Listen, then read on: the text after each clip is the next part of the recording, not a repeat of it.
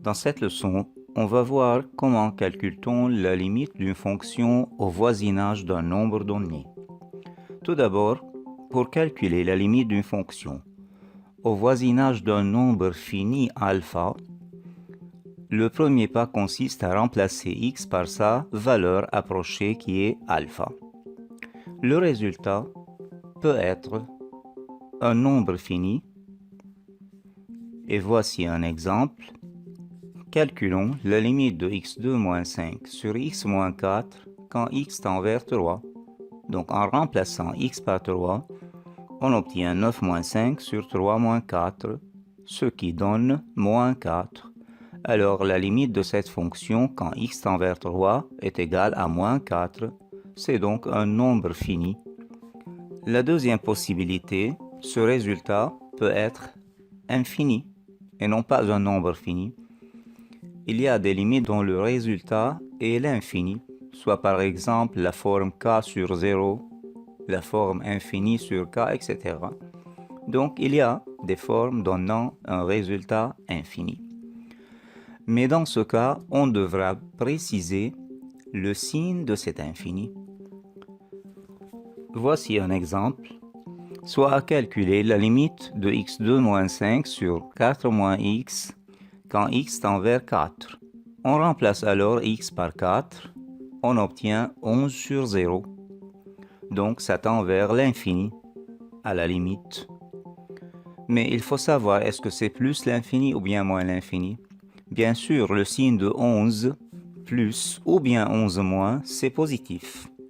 Mais le signe de 0 plus n'est pas le même que celui de 0 moins. Le 0 plus est un positif alors que le 0 moins est un négatif. Or, le 0 c'est le résultat du dénominateur provenant de 4 moins x. Donc, il faut trouver le signe de 4 moins x. Dans ce but, dressons le tableau de signes de 4 moins x selon les valeurs de x. Ça s'annule en 4. Après 0, ça prend le signe de son a, qui est moins, et avant 0, le signe contraire. Notre x est au voisinage de 4. X tend vers 4, c'est-à-dire x tend vers 4 moins, ou bien x tend vers 4 plus. Donc, il s'agit de deux cas. Sur le tableau, on voit clairement que lorsque x tend vers 4 moins, le dénominateur 4 moins x sera presque un 0 plus. Et lorsque x tend vers 4 plus, le dénominateur sera un 0 moins. Donc, il s'agit de deux cas. La limite de cette expression, quand x tend vers 4 plus, sera 11 sur 0 moins. C'est donc moins l'infini finalement.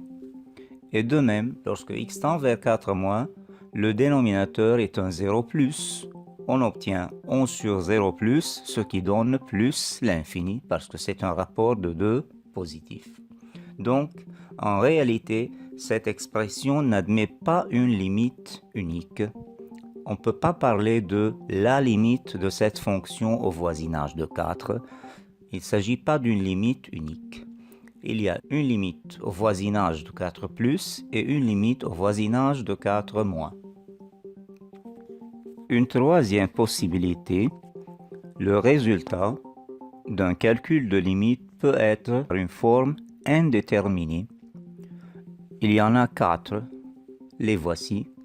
Prenons un exemple sur l'une d'elles, soit à calculer la limite de x2 moins 7x plus 12 sur x2 moins 9 au voisinage de 3. En remplaçant x par 3, on obtient 0 sur 0, qui est l'une des formes indéterminées.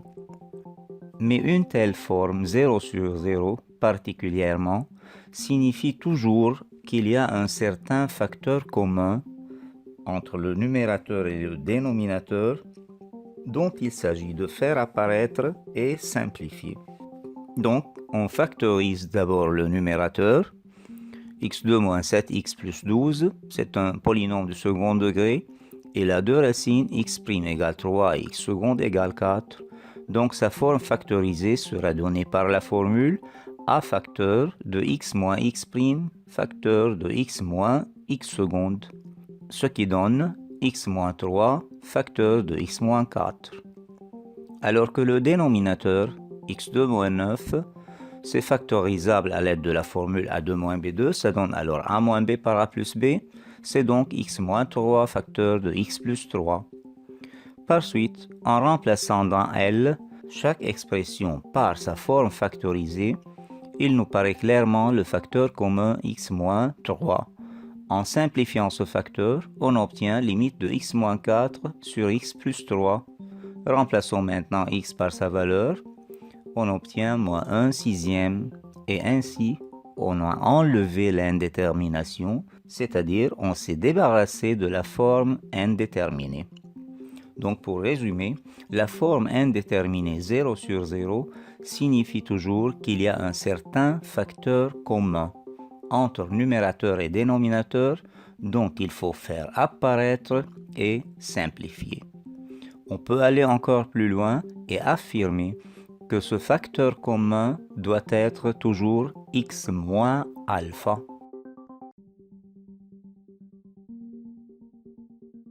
Pour calculer la limite d'une fonction à l'infini, on peut appliquer la règle suivante, appelée règle opératoire.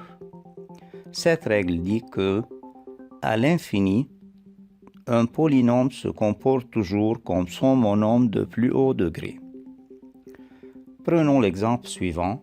S'il s'agit de calculer la limite de ce polynôme quand x tend vers plus l'infini ou bien moins l'infini, il suffit de calculer la limite de 5x4, son monôme de plus haut degré.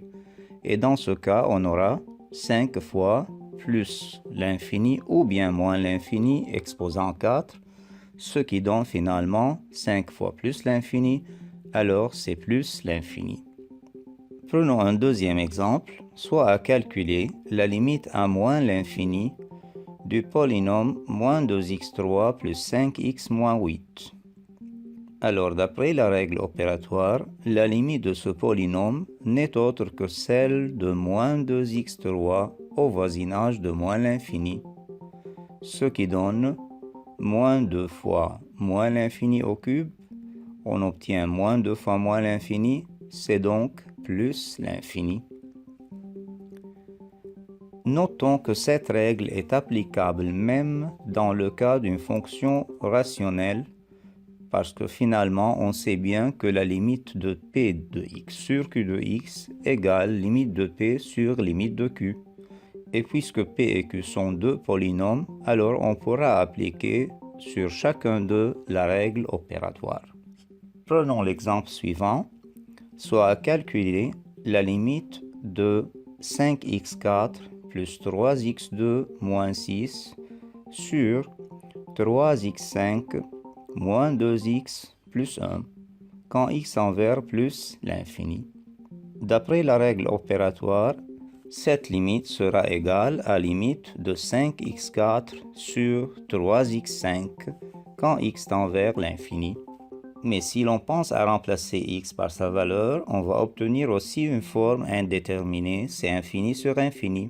Donc évitons cette forme en simplifiant tout d'abord par x4, puis remplaçons, on aura ainsi limite de 5 sur 3x quand x tend vers l'infini. Ça fait finalement 5 sur infini, ce qui donne 0.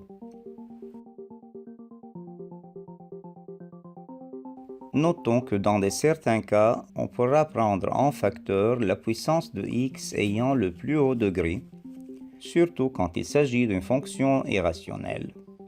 Prenons l'exemple suivant.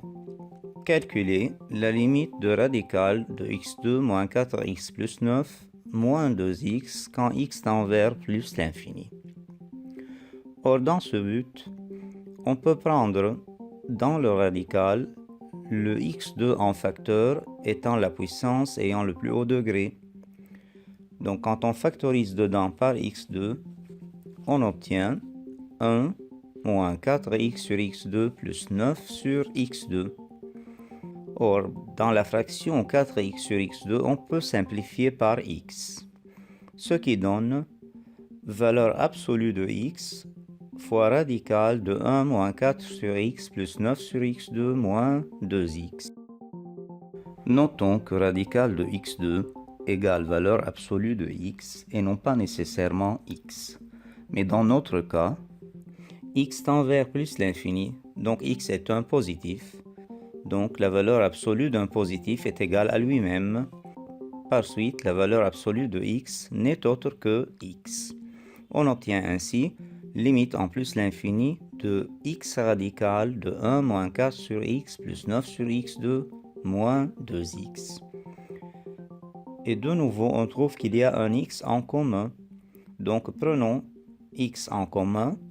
On obtient radical de 1 moins 4 sur x moins 9 sur x2 moins 2. Et maintenant, en remplaçant chaque terme par sa valeur, on obtient plus l'infini facteur de radical de 1 moins 0 plus 0 moins 2. C'est donc plus l'infini fois 1 moins 2. Par suite, c'est plus l'infini fois moins 1, ce qui donne moins l'infini.